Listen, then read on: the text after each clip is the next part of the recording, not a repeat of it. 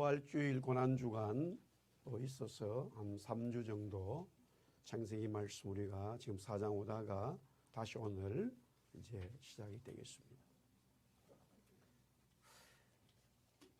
여호와께서 아벨과 그의 제물을 받으셨다. 하나님의 창조의 역사가 있은 이후에 성경은 아담과 이브가 행복하게 사는, 또 아담은 모든 동물들의 이름을 지으면서 하나님이 맡겨주신 관리자로서 창조의 역사의 가장 핵심으로서 하나님의 형상을 닮은 인간으로서의 위치에서 잘 진행되고 있는데 그것이 삐끄덕하게 되었지요. 그래서 3장에 인간의 타락의 내용이 기록이 됩니다. 아담과 이브의 삶, 또 그들을 통해서 태어나는 자녀들의 삶의 이야기가 얼마나 많겠습니까마는 4장에 와서 세월은 엄청나게 흘러 그의 두 아들이 예배하는 것으로 성경은 다시 시작하고 있습니다. 이 메시지의 의미가 뭐냐면은 사람은 창조된 이후에 범죄했을지라도 하나님이 원하시는 것은 예배하는 하나님의 사람이에요. 아멘.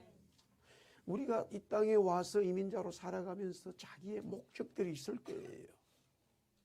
그 목적들을 가만히 폐기물로 버릴 것은 아닙니다. 그러나 우선순위가 있어요. 우선순위가. 하나님을 믿는 사람들의 삶의 우선순위는 하나님이 이 창세기의 서열의 말씀을 보더라도 예배하는 것을 원하신다는 거예요. 물론 그 예배가 잘 드려져야 돼요. 예배가 중요하게 드려져야 돼요. 그래서 오늘 이 창세기 4장에 가인과 아벨이 하나님 앞에 예물을 바쳤습니다마는 그 예물이 하나님이 한쪽은 받으시고 받지 않으시는 그런 결과가 나타났어요. 그랬을 때에 우리가 이미 이제 말씀을 보았습니다만 가인은 뭔가 태어났을 때부터 이거 하나님 앞에 something problem 있는 자녀 아니야? 라는 우리의 인식들이 있는데 성경을 보니까 가인을 낳고 이르되 내가 여호와로 말미암아 득남했다. 하나님의 은혜로, 하나님의 역사로, 저기서 여호와로 말미암아 득남했다는 말은 하나님의 도우심으로 이 말이에요. 하나님의 도우심으로, 하나님의 간섭으로, 하나님이 함께 하심으로 저 가인을 얻었다 이거예요. 우리의 모든 자녀들이 태어나는 것은 하나님의 도우심과 하나님의 은혜와 하나님의 역사인 것을 믿습니다. 하나님의 도우심으로. 그런데 그래서 아버지가 어머니가 가인을 하나님의 도우심을 얻었다 이렇게 이름을 지었고, 또 아벨은 이제 흐무 바람 생기라고 하는 이름이 있는데, 바람이라고 하는 것은 하나의 물리적인 자연이에요. 그런데 바람이라고 하는 그 이름을 중간에 두고 앞에는 상당히 뭔가가 허무 이렇게 좀 부정조 들리는데, 바람을 두고 뒤에 가니까 뒤에 생기라는 단어는 굉장히 영적이고 힘이 생겨요. 똑같은 이름인데 중간에 바람이라는 걸 두고 앞에는 허무라는 이름의 뜻이 있고 뒤에 보면은 생기라고 하는 이름이 있어. 그러니까 허무와 생기는 만날 수가 없어요. 생기 있게 막 사는데 그런 생기라고 하는 것은 막 이 리바이벌이에요. 막 뭔가 활동성이 있는데 허무한 사람이 될 수가 없죠. 허무한 사람에게 생기가 없어요. 생기 있는 사람에게는 허무할 시간조차가 거추장스럽겠지요. 그래서 무엇을 말합니까? 저 바람이라고 하는 것이 성령님에 대한 이야기를 할 때에 성령님이 심판하면 우리는 다 죽게 돼 있는 거예요. 그러나 성령님이 우리에게 은혜 주셔버리면 우리는 살아나는 거지요. 아벨이 저런 이름의 뜻을 가지고 있어요. 결국 하나님은 가인과 그의 제물은 받지 않으시고 아벨과 그의 제물은 받으셨다. 이것이 오늘 내용의 말씀이었어요. 자, 이제 가인이 하나님 앞에 드려진 예물, 그 제사를 하나님이 받지 않으심으로 인해서 몹시 분하고 안색이 변해 마음이 편치 않았다라고 말하면서요, 우리가 저기 보면은 제가 너를 원하나 너는 죄를 다스릴 것이라고 하는 너무나 중요한 하나님의 말씀이 있어요. 마귀는요, 우리를 너무나 무너뜨리기 원해요. 마귀의 존재는 우리가 그냥 마귀 종이 되기를 원하는 거예요. 마귀는 우리를 너무나 원해요. 하나님도 우리를 원하지만 마귀가 너무 우리를 원하는데, 문제는 뭐냐면 하나님이 원하시는데 우리가 빨려 들어가는 이것은 약해요. 근데 마귀가 원하는 것은 막 그냥 빨려 들어가 버려요. 친구도 빨려 들어가고 부모님도 빨려 들어가고 자녀들도 빨려 들어가고 그냥 너무너무 못 들어가는 거예요. 그러니 죄를 다스리는 것이 아니라 죄를 밥 먹듯이 먹는데, 하나님이 지금 저 가인의 마음이 편치 않고 가인의 예배를 받지 않았음에도 불구하고 하나님 뭐라고 가인에게 격려하시고 말씀해 주자면 너는 죄를 다스릴 수 있다라고 이렇게 말씀하고 있다라는 거예요. 결국에는 그렇다면은 왜 하나님이 아벨의 제사를 받으셨을까 했을 때의 성경은 믿음이다 그래요. 하나님을 신뢰하는 믿음이 아벨이 있었고 가인은 하나님에 대한 믿음의 신뢰가 부족했다. 이렇게 우리는 이제 지난 시간에 이 말씀을 나누었습니다. 결국 그 믿음이라고 하는 것이 그리스도 때문에 일어나는 것인데, 아벨의 이야기를 보면서 결국 그 아벨의 제사가 받아진 것은 그리스도에 대한 하나님의 믿음이 아벨 속에 있었는데, 그렇게 드려짐으로써 바로 의로운 자라는 거예요. 아벨의 제사를 받으셨을 때에 하나님은 아벨의 제물과 그의 제사를 받으면서 너는 의로운 자라라고 인정해 주시고, 그뿐만이 아니라 믿음으로 아벨은 제사를 드림으로써 그 믿음이 바로 뭐냐면, 지금 분명히 오늘 이 말씀에 우리가 나눕니다마는 형으로부터 죽임을 당하지만 아벨은 살아있다라는 거예요. 우리 한번 따라합시다. 주님은 부활하셨습니다. 예, 주님은 부활했기 때문에 우리에게 부활의 영을 주시는 것이죠. 자, 오늘 말씀 계속해서 진행해 보겠습니다. 가까이 지내는 목사님이 있어요. 어느 날 이야기하다가 이런 얘기를 했어요. 어떤 사람들이 자기에게 무엇을 부탁하면 자기는 다 들어줘야 된다는 거예요.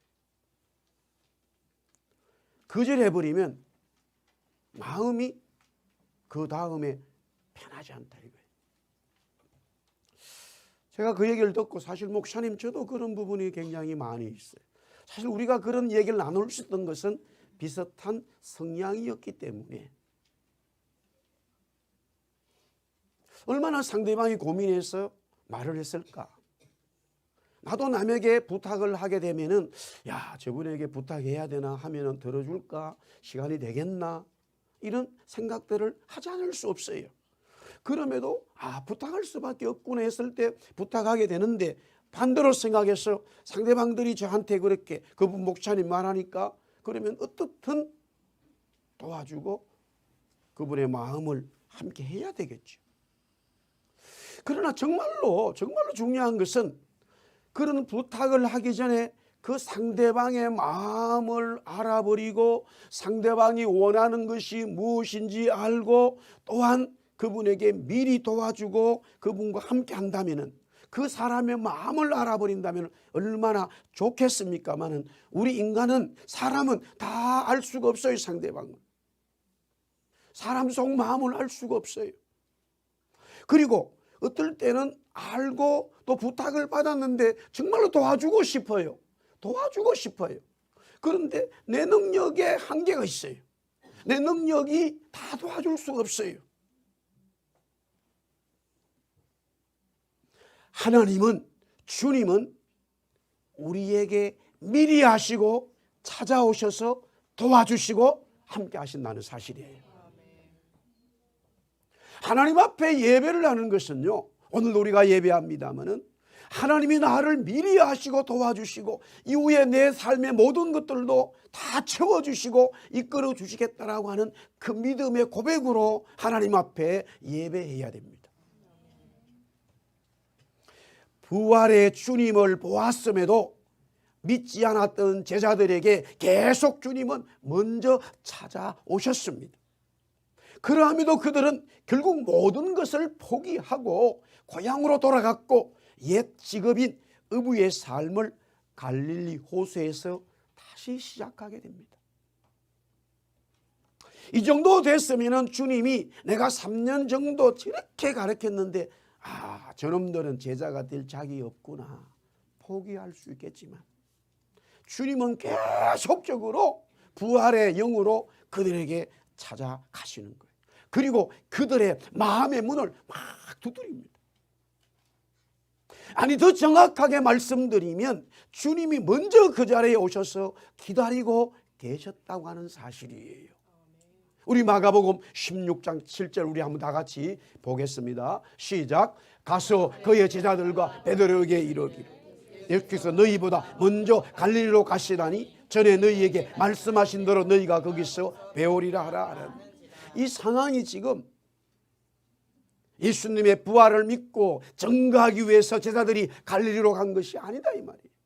예수님의 부활을 보고 예수님의 부활의 흔적을 만졌음에도 불구하고 그들은 다 예수님을 포기하고 원래 고향으로 돌아간 실망하고 낙심되어진 소망이 없는 그런 제자들의 삶을 모습을 이야기하고 있는데 뭐라고 하나님의 천사가 그 여인들에게 말하고 있냐면은 이미 예수님은 갈릴리에 가서 제자들을 기다리고 있다라는 거예요.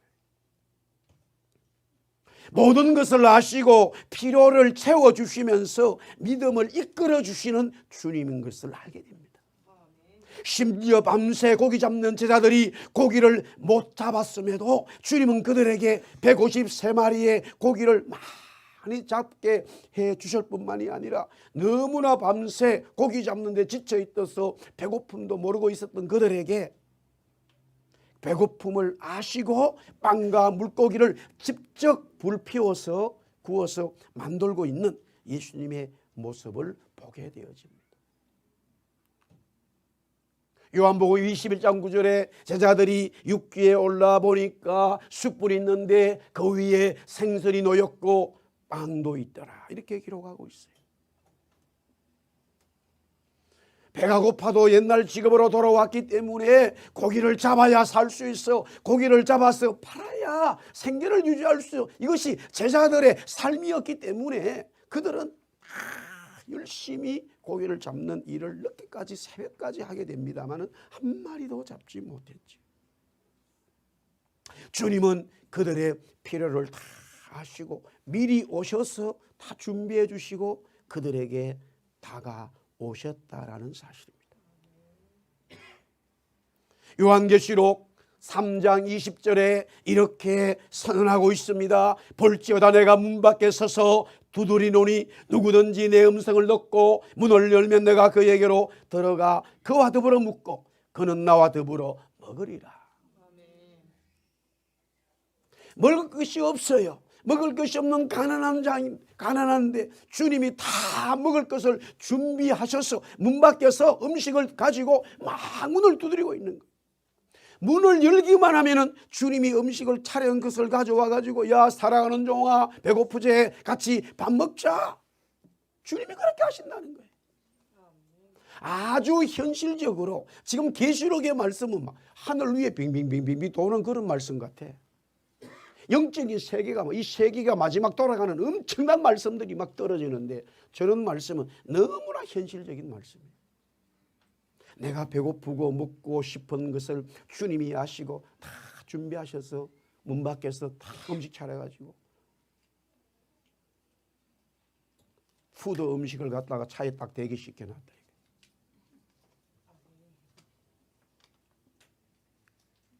우리가 알고 있는 그 목사님 같은 저 요한복음에 요한을 쓰는 목사님이 그 땅에 살 때는 아침에 큰 푸드차가 쭉 이렇게 온다.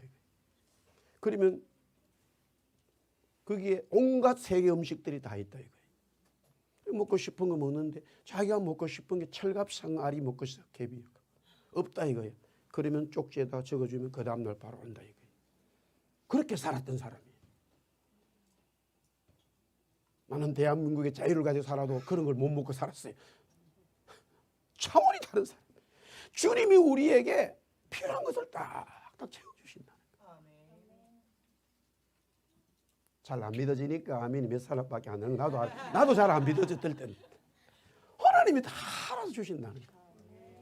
문제는 뭐냐면 우리 한번 따릅시다. 문을 열자. 문을 열어라 이거예요.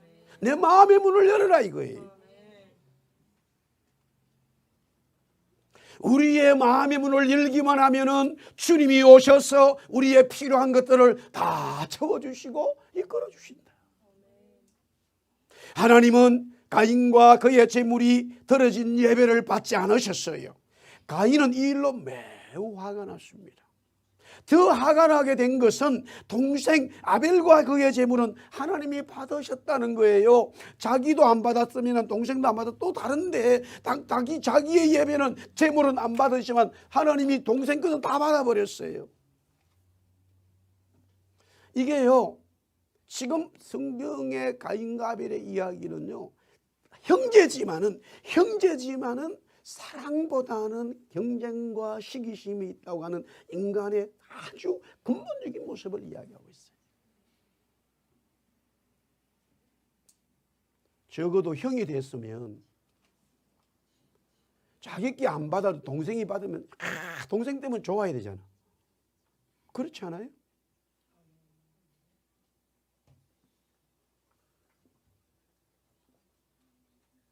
제가 중학교, 고등학교, 막 대학교 우리 형님들은 다 초등학교만 나왔어요.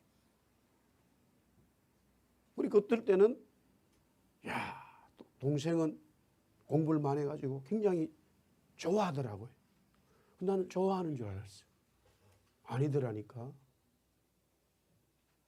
어느 순간에 아니더라고. 그거는 형님들을 욕할 게 아니라 인간의 본능이에요. 나는 왜 공부 못하게 됐나? 나는 왜 못하겠는가? 이것이 그 속에 들어있어요. 밖에서는 어떨 때는 야, 내 동생은 공부를 잘해 자랑하겠지. 그런 자기들이 공부 못한 거에 대한 이 분노가 있다니까요. 인간의 죄악성이에요.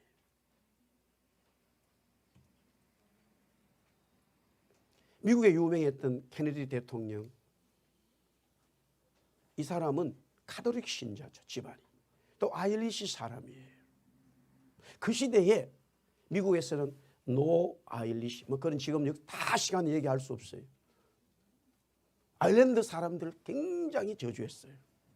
그런데다가 이 케네디의 할아버지죠. 때 이민을 오게 됐는데 메릴랜드주가 전통적인 이 프로테스탄트, 퓨리탄, 청교도 사람들의 개신교의 본산이에요.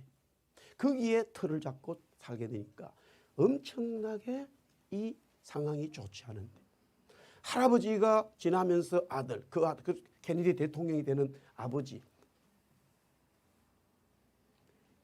미국에서 성공을 해야 된다. 그래서 엄청난 돈을 벌면서 그 돈에 그리고는 자녀 중에 아들이 대통령을 만들겠다. 그런데 그것은 첫 번째 아들이에요. 아들 4명, 딸 4명을 자녀를 낳아요. 케네디의 그 대통령 자기 형제들이. 그런데 아버지는 어릴 때부터요. 첫째 아들과 둘째, 대통령이 케네디 둘째 아들입니다. 엄청 나이가 2살 차이밖에 안 나. 첫째와 둘째는. 이 경쟁심과 시기심을 의도적으로 아버지가 풀어놓은 거죠. 아들 4명 다 전부 다 하버드 대학이 졸업을 시켜요. 그런데 그 경쟁심과 시기심이 결국에는요, 형이 죽게 되고 케네디도 죽게 되고 그 동생들마저도 다 죽게 돼요. 근본적으로 그 속에 형제 간의 시기심, 그래야 경쟁심이 되어야 성공한다고 하는 것이 이 세상이었기 때문에 지금 가인이 하나님 앞에 예배를 받지 않았다, 문제가 되지요. 그런데 더 문제된 것은 동생 것은 받았다. 더 문제되는 게 아니에요. 내가 거절당해도 동생은 하나님이 예배 받으셨다면 야 감사하고 좋아야 될 형이 돼야 되는데, 인간은 본질적으로 죄가 그 속에 흘러가기 때문에 그게 안 된다 이 말이에요. 그래서 오늘 이미 읽었습니다마는 창세기 4장 6절에서 7절에 보니까 여호와께서 가인에게 이르시되 네가 분하면 어찌 되고 안색이 변하면 어찌 됐느냐, 이렇게 말하게 되는 거예요. 그런데 여기서 제가 오늘 말씀드리는 것은 하나님이 가인의 제사를 받지 않으셨고 가인의 마음이 굉장히 불편하고 화가 나 있을 때에 하나님이 그 예물을 제사를 받지 않았기 때문에, 또 받지 않은 그 가인이 왜 나는 하나님 앞에 하나님이 받지 않았을까, 무엇이 문제일까, 하나님은 어떻게 하면 되죠, 이런 자세가 전혀 아니라면 하나님은 가인에게 찾아올 이유가 없다라는 말씀을 드리고 싶은 거예요. 하나님이 굳이 찾아오셔서 가인아 너 왜 얼굴이 그래, 왜 화내, 그럴 일이 없잖아. 저는 이것을 가만히 본문을 보면, 성경을 보면서 왜 하나님이 가인에게 그렇게 찾아오셔서 말씀하고 있을까라는 걸 생각해 봤을 때, 가인아 너가 지금 제사를 안 받았지, 내가 이제 너가 다시 생각해 봐라. 내가 찾아온 것은 잘 생각해 봐. 무엇이 문제였는지. 그러면 내가 다시 네가 예배 드릴 때 제사를 내가 받아주마 라는 그 사인이, 마음이 흘러가고 있다라는 거예요. 그 마음이 아예 없다면 하나님은 가인에게 오셔서 가인아 네 얼굴이 왜 그래 라고 말할 이유도 없다라는 말이죠.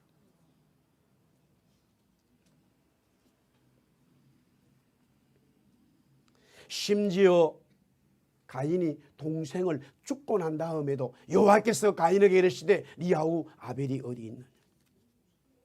동생을 죽인 살인자예요.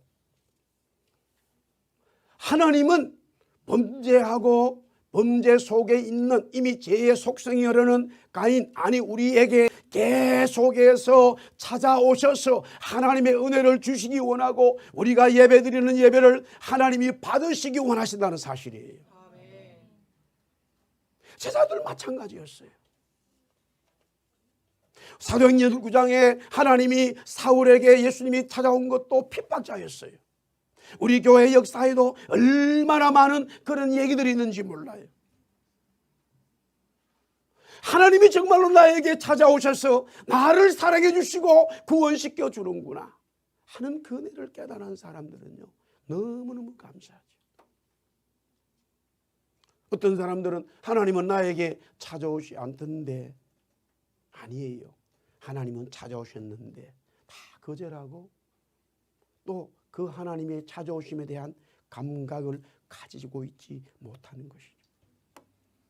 왜 하나님은 가인에게 계속해서 찾아오십니까? 가인아 다시 예배 드려봐.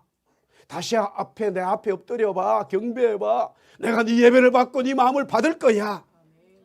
할렐루야. 우리가 예배가 계속적으로 들어지는 것은 하나님 오늘 이 시간에 예배를 받으시옵소서. 지난주에 삶에 내가 잘못이 있어도 하나님 오늘 예배만은 다시 받아주세요. 그런 마음으로 예배한다면 하나님 반드시 그 예배를 받으시겠다라는 거예요.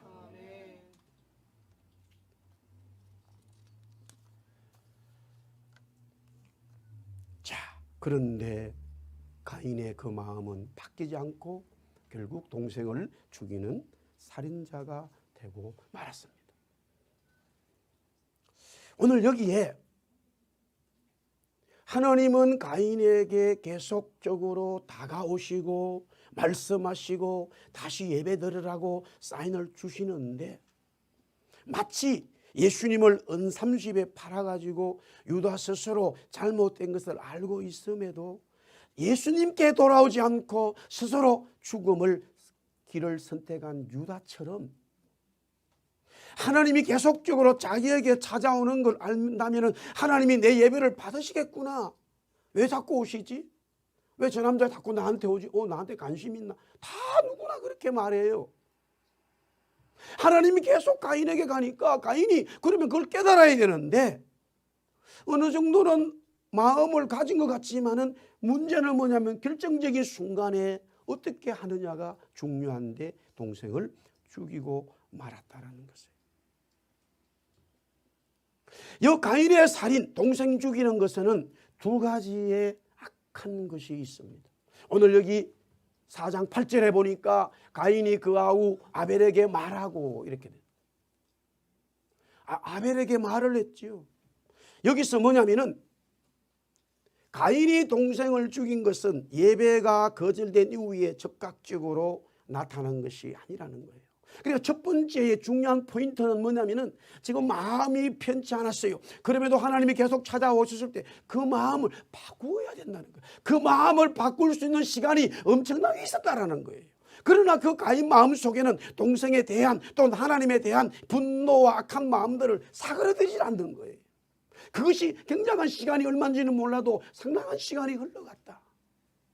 우리는 하나님께서 은혜 주시는 시간이 있을 때 내가 예배를 잘못 드렸고 하나님 앞에 잘못된 삶을 살았을 때에 하나님이 그 시간을 주실 때 우리는 바꿔야 돼요. 변화돼야 돼요. 돌아서야 되는 거예요. 할렐루야, 아멘. 그런데 그 악한 마음을 바꾸지 않았다고 하는 것이 중요해요. 그 다음에 두 번째는 뭐냐? 아벨에게 말했다. 아벨에게 말했다. 덜로 나오라는 거예요. 살인자지만은 살인의 의도가 아주 강했다는 거예요.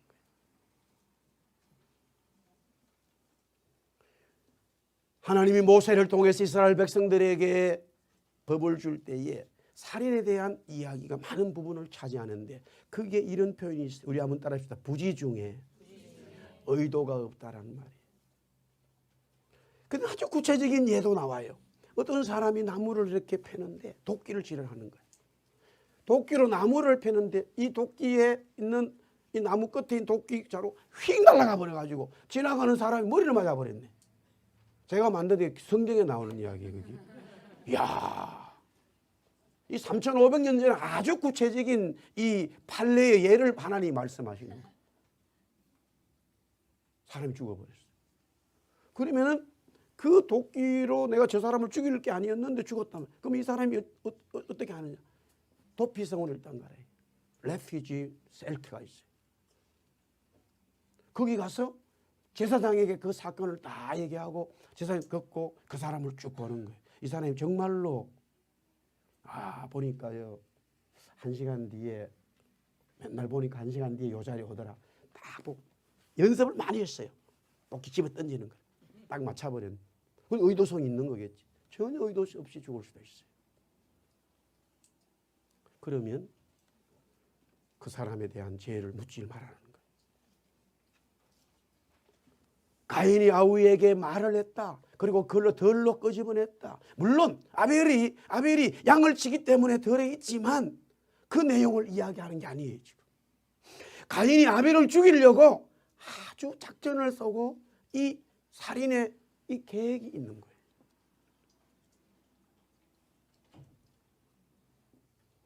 이런 가인의 아주 제2의 악한 생각과 행동이 있을 때에 성경은 이렇게 말합니다. 요한일서 3장 12절 우리 다 같이 있습니다. 시작. 가인같이 하지 마라. 그는 악한 자에게 속하여 그 아우를 죽였으니 어떤 이유로 죽였느냐? 자기 행위는 악하고 그의 아우 행위는. 여기 중요한 것은 악한 자에게 속했기 때문에 악한 말과 행동이 나왔다. 뭐냐?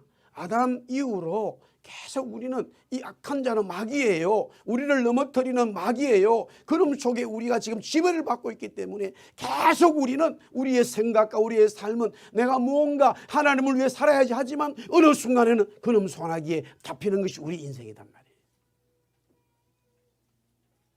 그러면 그것은 악하고 악한 말과 행동이 돼버린다는 거예요. 그런데 보세요. 하나님이 계속적으로 이 가인에게 찾아왔을 때에 지금 이 마귀 속에 악한 자에게 속하지 말고 하나님이 찾아오시면 하나님 앞에 하나님께 기대야 되는 거예요. 우리가 누구와 친구를 하냐에 따라 다르잖아요. 공부 못하는 아이가 공부 잘 안 한다고 진짜 친구 되면 점점 성적이 올라가. 그런데 싸움을 잘하는 친구하고 일진하고 친구가 되면 점점 더 싸움을 잘하게 되더라고. 그래서 1진을 넘어서 2진이 돼버려요. 아이, 그래 되더라니까.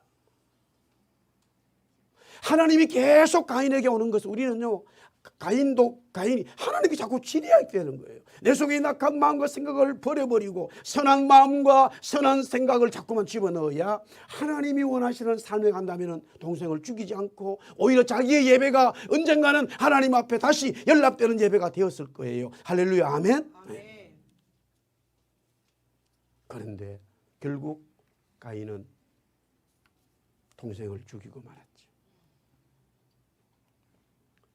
살인을 한 이후에 또 하나님은 찾아오셔요.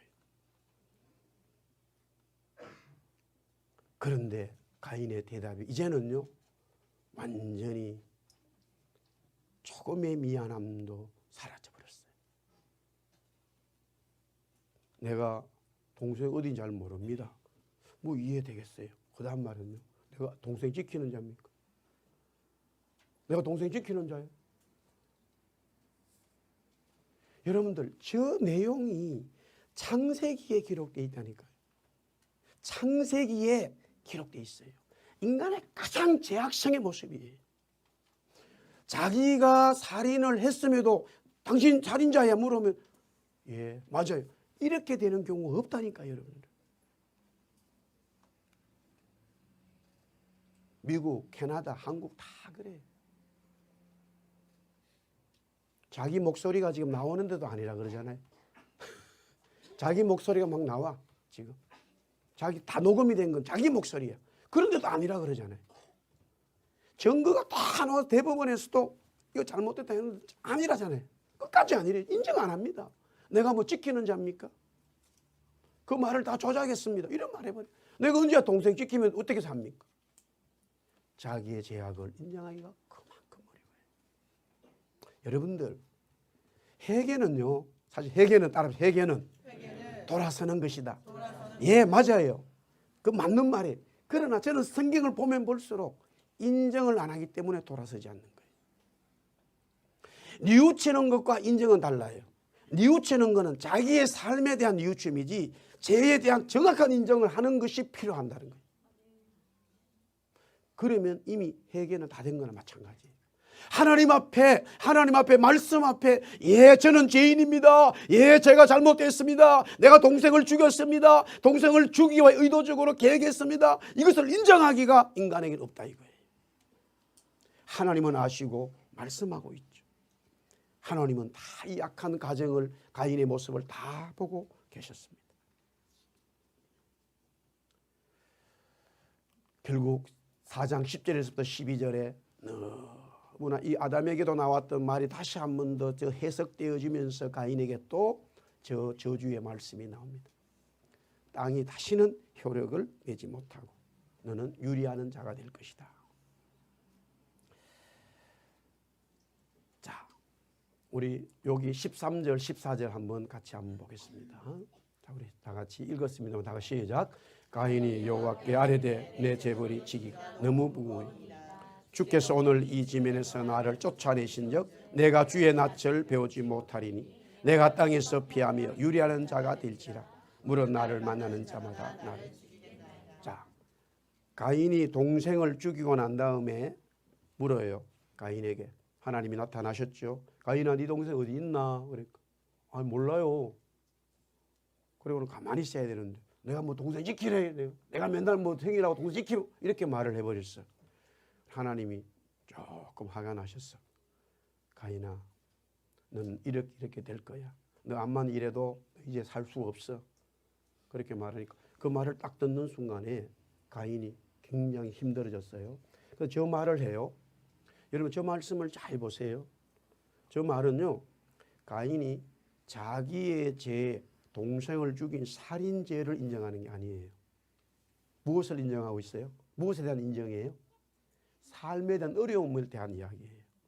지금 저 얘기하기 전에 그 정도 하나님 말씀했다면 뭐라고 얘기해야 돼요? 가인이 하나님 앞에 하나님, 예, 제가 동생 죽였습니다. 정말로 싫대요. 왜 하나님은 제 예배는 안 받아요? 동생 받아 열받게 받아. 제가 죽였습니다. 절에 나와야 되는데 자기가 동생을 죽인 살인에 대한 인정이 아니고요, 그 죄로 인해서 살아가는 삶의 무게를 그래서 내 재벌이 내가 지금 너무 무겁습니다라고 표현한 거예요. 내가 살아가는 삶의 무게가 너무 힘든 거예요, 짐이. 그것을 그것도 해결해 달라는 거예요. 자기 죄악에 대한 해결은 없다 이 말이에요. 그럼에도 하나님이 그에게 긍휼을 베푸시죠. 여호와께서 그에게 이르시되 그렇지 아니하다. 가인이 죽이는 자를 벌을 7배나 받으리라 하시고 가인에게 표를 주사 그를 만나는 모든 사람의 죽임을 면하게. 이 표가 어떤 표인 줄은 몰라요. 정확하게 몰라. 성경 기록되어 있지 않아. 그러나 분명한 것은 하나님이 그 가인을 지켜주시고 보호하여 주신다고 하는 사실은 틀림이 없어요. 하나님이 이런 가인, 자기의 죄를 인정하지 않고 자기의 삶의 무게를 털어내고 있는 이 불쌍한 영혼에게 하나님은 긍휼을 베푸시고 있다라는 거예요. 우리 한번 따라합시다. 나는 긍휼을 원하고 제사를 원하지 않는다. 제사는 바로 예배예요. 그러나 그것을 고질고 잘 들으셔야 된다고 그랬어요. 그 말씀의 앞뒤 문맥을 보면은 하나님은 정말로 뭘 원하시는 분이에요? 예배를 원하시는 분이에요. 할렐루야. 하나님은 진짜 예배를 원하시는 분이에요. 하나님은 진짜 제사를 원하시는 분이에요. 그 제사에 하나님 나를 불쌍히 여기십시오. 하나님의 긍휼하심을 기대는 그 예배를 주님이 원하시고 있어요. 그 긍휼이 없고 자기의 죄를 인정하지 아니하고 그냥 내 중심의 삶에 드리는 예배를 하나님이 받지 않겠다라는 거예요. 이런 마음에 적용이 됩니다. 하나님, 만약 가인이 정말로 자기의 죄를 회개했다면 하나님의 긍휼의 크기와 깊이가 어떻게 변했을까? 어떻게 말씀하셨을까? 조용히 묵상하게 되더라고요. 가인은 전혀 자기의 죄악을 인정하지 않고 지금 그 죄악으로 인한 형벌이 너무 무겁기 때문에 나 그럼 어떻게 살아갑니까? 이 살아가는 일, 지금 문제가 그게 아니에요. 자기 죄를 먼저 인정해야 되는 거예요. 자기 죄를 인정해야 되는데 자기 죄는 인정하지 않고 자기 삶의 무거운 짐을 생각해서 하나님 앞에 그 짐 좀 해결해 달라고 지금 요청하고 있어요. 그것도 하나님은 들어주셔요. 그것도 하나님이 긍휼을 베푸셨어요. 그러나 정말로 가인이 하나님 앞에 회개의 자세와 마음을 가졌다면 하나님의 긍휼이 가인에게 어떻게 진행됐을까 궁금하지 않을 수 없어요. 하나님은 또한 그리스도 주님은 성령님은 자기 앞에 죄를 인정하고 긍휼을 베풀어 달라고 정말로 기도하고 엎드리고 예배하고 주님을 찾는 자에게 하나님은 은혜를 베풀어 주시더라는 사실이에요. 할렐루야, 아멘. 하나님의 긍휼을 찬양하지 않을 수 없죠. 왜? 하나님은 우리에게 오시고 계셔요. 문을 두드리고 계셔요. 한 주간 삶을 다시 시작합니다. 성도 여러분, 주님이 저와 여러분의 문을 항상 두드리고 계시고 그 주님 앞에 나의 이 모든 것을 완전히 내려놓을 때 주님의 긍휼이 머리에서 발끝까지 우리 영혼 속에 십자가의 보혈의 긍휼하심이 퍼져가는 줄 믿습니다. 그 주님을 찬송하고 찬양합니다. 할렐루야, 아멘. 우리 다 일어나서 찬송하겠습니다. 주님은 우리에게 긍휼을 베푸시는 분이죠. 주님은 우리에게 찾아오셨어요. 주 예수 내 마음에 들어와 계신 후 289장입니다.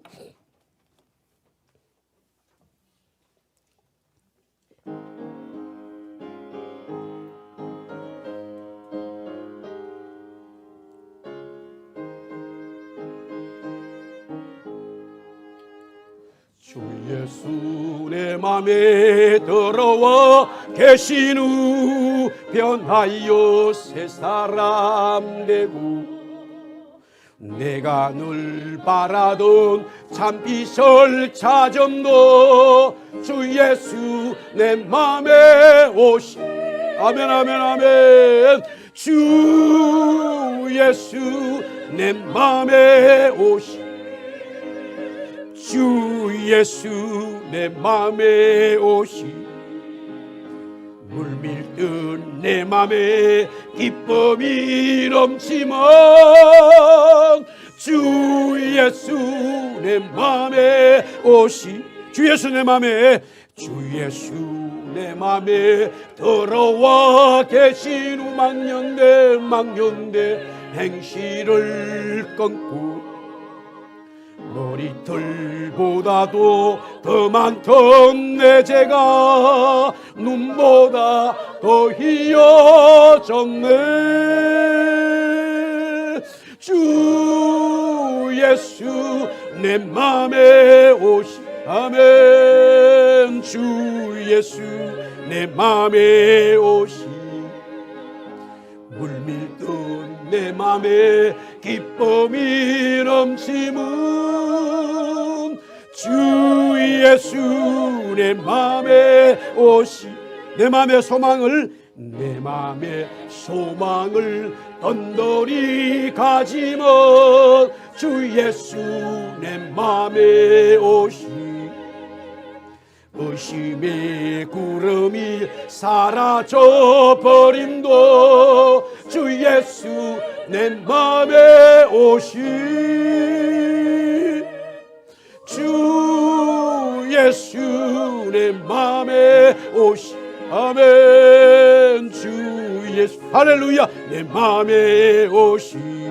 물밀던 내 맘에 기쁨이 넘치면 주 예수 내 맘에 오시. 우리 4절 5절 두 손 높이 들고 사망의 엄침한 골짜기 가다가 밝은 빛 호련히 비추 저 멀리 하늘 문 환하게 보임도 주 예수 내 맘에 오시. 주 예수 내 맘에 오시. 아멘. 주 예수 내 맘에 오시. 물밀던 내 맘에 기쁨이 넘치면 주 예수 내 맘에 오시. 내가 주 천성에 올라가 살기는 주 예수 내 맘에 오시.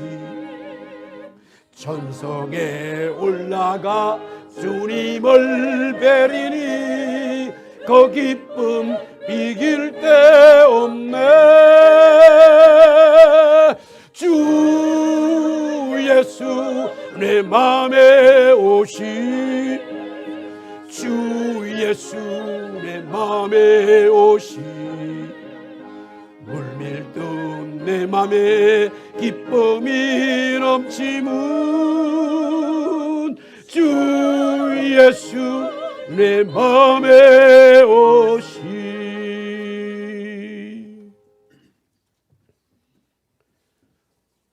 우리의 마음 밖에서 오셔서 우리의 필요한 것들을 다 준비하셔서 두드리시고 은혜 주시겠다고 찾아오시는 긍휼을 베푸시는 예수 그리스도의 은혜와 하나님 아버지의 말로 다 할 수 없는 사랑과 성령님의 교통 충만동의 은혜 주시며 오늘도 하나님 앞에 예배하고 오늘 드리는 예배가 하나님 앞에 드리는 예배예요.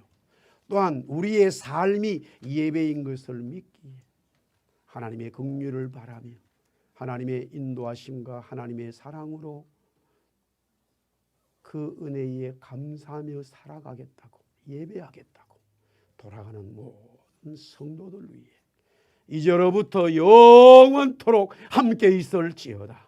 아멘.